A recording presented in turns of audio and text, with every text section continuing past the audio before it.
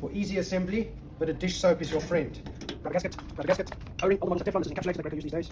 And around here. The sleeve doesn't have a direction, it can go either way.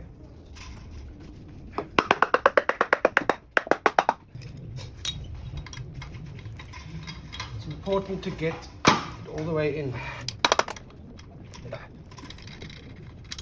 You can't get the screw started, you know you skew. You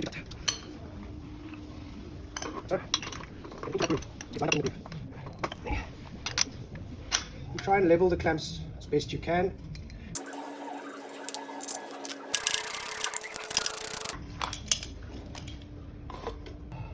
I don't lock these yet until I've got the hopper in.